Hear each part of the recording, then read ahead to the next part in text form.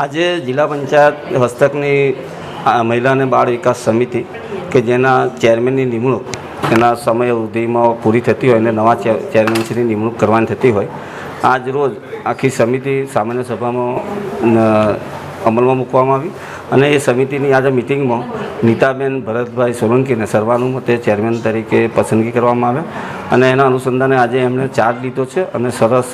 શ્રાવણ માસ, પવિત્ર શ્રાવણ માસમાં સત્યનારાયણ ભગવાનની કથા એમને કરાવી અને સૌ જિલ્લા પંચાયતના સભ્યોને આજે આવકારી અને એમને ચાર્જ લીધો છે અને અમે બધા એમ બેનને શુભેચ્છા આપીએ છીએ કે એવા એ સારામાં સારું કાર્ય કરે અને બેનની સાથે એમની આખી સમિતિ એ આખા જિલ્લામાં જે આઈસીડીએસ અંતર્ગત આંગણવાડીઓ જે ચાલે છે એના જે પ્રશ્નો છે એનું નિરાકરણ કરે. થોડી આંગણવાડીઓ રિપેરિંગ કરવાની થતી હોય એ પણ એમના સમયમાં થાય એવી અમે સૌએ સગવડ કરી છે. તો બેનને પણ અમે સાથે લઈ અને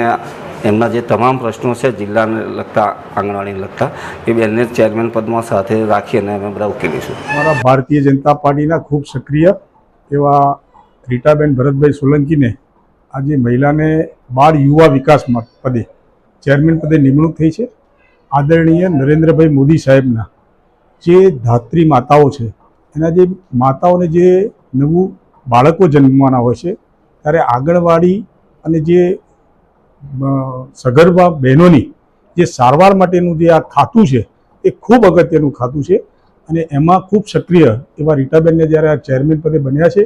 ત્યારે અમને ચોક્કસ વિશ્વાસ છે કે મોદી સાહેબના સંકલ્પોને